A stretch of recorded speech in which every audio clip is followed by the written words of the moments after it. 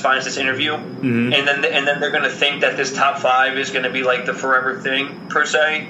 And technically, I'm just being totally honest. Technically, my number 4 and 5 spot can be subject to change out of my top 10 based off of how much they've like continued to do, right? Kind of thing. I would probably put Black Thought up there. Okay. And then Pharaoh Monch. Okay, you have a unique top 5. Like, it's very different. It's very different. What, you think so? Really? It's very different. Well, from you the 55th like interview. Well, not 55th. You, I could say about the 60, 61 person that I have interviewed on my show, because some of them was groups. So, and okay. It was some that was like, you know, they had, you know, some had Wu-Tang. When it came to groups, some had 3-6, some had Eminem, DMX, some had like Kanye, Kid Cudi, some had Jay-Z. Like, I'm just, you know, just to name a few, just like the typical. Yeah. No, that's true. Like, yours is like very, like, it's different, like, and I really like that, because for me, it'll help me to discover more, you know, music that I haven't heard of, you know, so.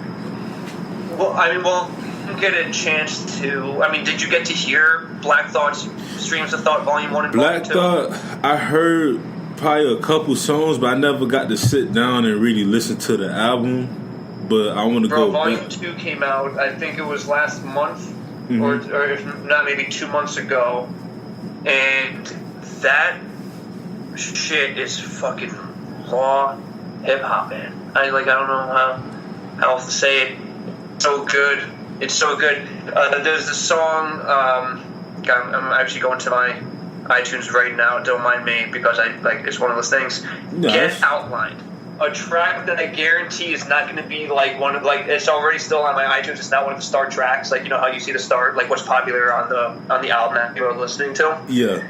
Get Outlined is track number 3, and that shit spoke to me on such a level that it's like, get the fuck out. That's just pure hip hop. Now, my second album of the year is definitely Master Ace and Marco Polo. They also crushed their game. It was a Brooklyn Story, BREUK. It's Yes. fucking brilliant. But I mean, I appreciate you saying that I have a unique top 5. Honestly, I feel like mine would be like any like old. I feel like mine was like most old head underground top 5, because Dilla, come on, you know what I mean? Like, he's almost stereotypical. Madlib is, I guess maybe he's a little more underground, but the guy's just so prolific, and he's been around forever that, like, I'm just surprised that no one really would shout him out. Doom, maybe a little more understandably so, because he's like your favorite rapper's favorite rapper kind of thing. So like, you really do have to dive into hip hop for him. Black Thought, honestly, if I said the Roots, you would have been like, oh yeah, they've been around for decades. Yeah, like right. like when I was growing up, like, I knew about the Roots. I knew about Black Thought, but more with the Roots. You get what I'm saying? So yeah, exactly. Everyone did. Me too. So, of course, me too. And you remember, like, you know? you grew up in the era where Wu-Tang was Wu-Tang, but when I was getting older, I just said, like, man, you got Method Man, you got Ghostface Killer. Like, I knew there was a group, but I kind of separated them because, you know, like, when you think of Method Man, for me, I actually thought about him, and then I also thought about him and Redman. So I grew up in the era where it was like, you know what I'm saying? Like, oh yes, that's the thing. No, and even, you know, my wife even just shouted it out, like, dude, Tribe. How can Tribe is like also one of my favorites of all time. I have like their whole discography on vinyl, right? Yeah. And to say that they're not in my top, dude, that's why top 5 is super tough. You know, because like amazingly enough, I would probably say I even listen to more Tribe than Pharaoh Monch, generally speaking, right? Yes. But you know what the thing is, man? Pharaoh Monch is just fucking nasty. I don't know how to describe it. You know, there's sometimes just people who are on certain levels where it's just tough to describe why they're on that level. Yes. You know? Saying that it's the punchlines and saying that it's the analogies and things that it's like, that's not just it. It's everything. You have to, like, some things just really take, like, they require a holistic view, right? Yes. Of the whole thing. to like really see why some people are on that level. And in my humble opinion, it's the ones who are not talked about enough that are usually the ones that are the kings of their domain. Because if they're able to make a living off this shit while not being famous, it means that they have what it really takes to have a following. Right. You know what I mean? Yeah. Doom can drop one project. Like, just as an example, Doom put out a T-shirt with this. I forget the name of the artist. There's a really cool food T-shirt for the anniversary of food, right? Mm-hmm. I was getting paid a few days later, right? Shit was sold out by the time that I went to that website.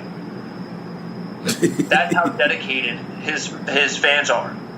You know, like that. He doesn't need to be famous on the level of other people, and that's why, to me, people like the people that I mentioned are really my heroes, because they're the truly unspoken heroes of this game. And that's not to go against the OGs like Pete Rock and fucking Rakim and, like, you know, like all people from times past. Like, there's been so many important figureheads that at this point it's literally like reviewing the history of all the important figureheads of the U.S. throughout time. Right. You know what I mean? Yes. We should be having all of these guys' heads on like the photo of them, like, you know how they have the Hall of Presidents where you can see a picture of every president throughout time, kind of thing. Yeah. Like, type that. Yeah. The hip hop needs to have that. It'll probably have a few more heads because there's been quite the influence, you know, throughout the years. But I'm talking about like real culture. If you're a part of this subgenre, I would not say that you should be part of that. You know. And I hope that doesn't make people feel truly excluded, but if you're a subgenre, like, you gotta make yourself into your own genre, and then you can have your own fucking forefather section. Exactly. You know what I mean? Yeah, exactly. I get what you mean. Like, it's called classic rock now. What's up with that? It used to just be called rock and roll. Yeah. You know what I mean?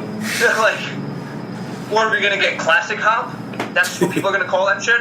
Yeah, like, you know, it's like, no, call yourself something different. Stop trying to bite on us. We ain't dead. Hip-hop culture was created as something that is permanent. It's far different than any other culture in music. Mm-hmm. You know, it's a permanent fixture. It's a permanent pillar. And so people not try and tear down that pillar. The reality is that with enough time and history passed, any culture can go away, except for the Chinese culture. That shit is insane. It's like billions of them. well, no, I mean, I just mean in terms of, like, so culture means consistency. Okay, yeah, right? Yeah. So if you think about and that's why I say hip-hop culture, like, in order to say that you're part of the hip-hop culture, that means that you have to remain consistent with the culture of hip-hop. Mm-hmm. Okay? So, the Chinese culture is thousands of years old. Yes, it is. I think I forget what article it was, because I of course haven't had an opportunity to go visit China myself. Mm-hmm. But from what it's been studied, you can go, if you know how to read Chinese, you could read old ancient texts because their language has not changed. Wow. Think about that. You know what I mean? Like, we can't say the same shit. We have to translate, like, what, like, old English, like, you can't say fag now because that word has changed so often. You know what I mean? Yeah. It went from being a bundle of sticks, you know, to being a cigarette, to being the identification of someone's sexuality. Yeah, like, even, you know? Yeah, even like the word gay back in the day should mean happy, but now they changed the perspective of that word. Used to be happy, then it became lame. Then it became, like, lame. Mm-hmm. You know, the equivalent of just being, like, outrageous. I guess I would say, you know, and it would be considered, I guess, sexist still in this one. It would be considered really more of like a feministically outrageously lame. Like, for feministically lame, they'd be like, yo, man, stop being gay like that. You know what I mean? But then that changed to them just being, like, literally the identification of someone being a homosexual. You know, and that's kind of now where it has been, because now they've really tried to take ownership of that word and not have it be something that's derogatory. Right.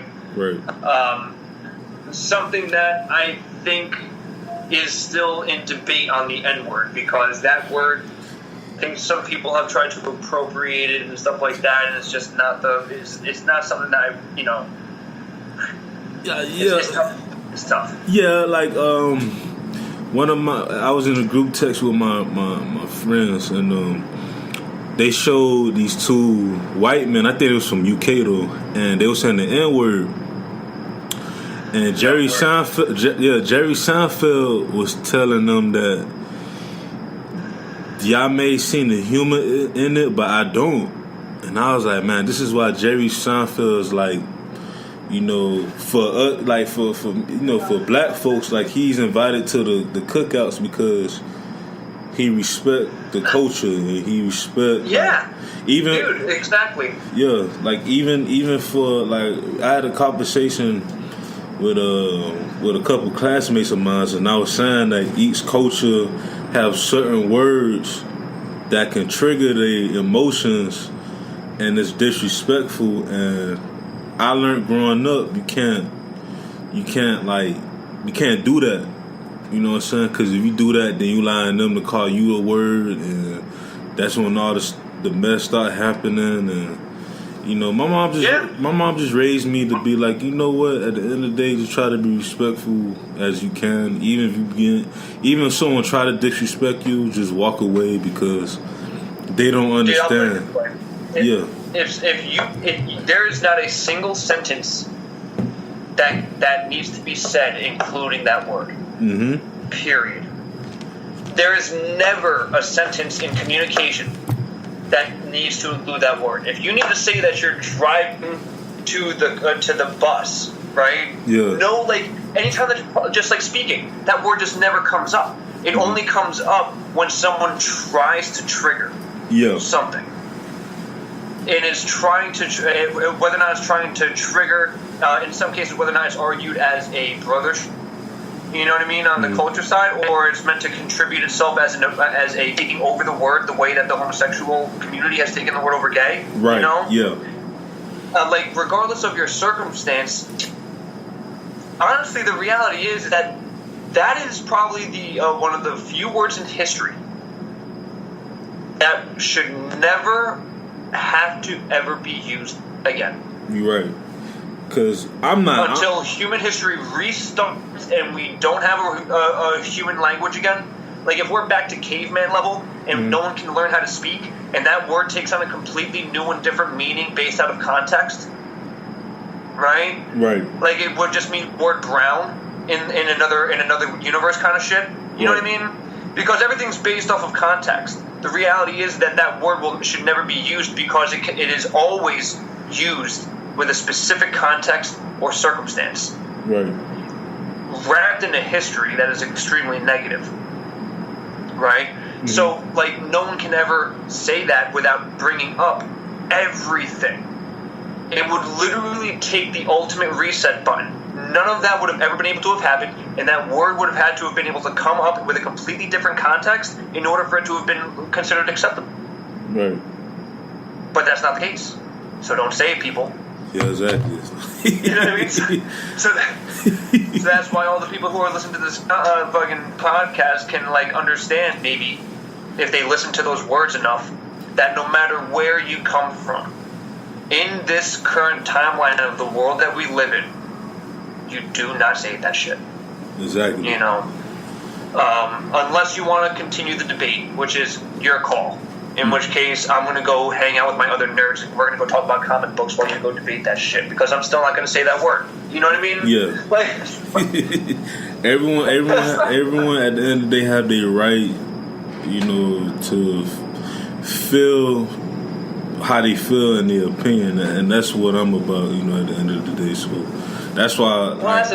That's a tough topic, man. The true ability to, like, feel the way that you feel, because, dude, that's how racism still lives on it today. Exactly. And it's sad. If people can argue that you're allowed to feel the way that you feel, then someone can always argue that there's a understandable reason for you to feel like you are allowed to be racist, because racism is just a feeling that one person has towards another culture.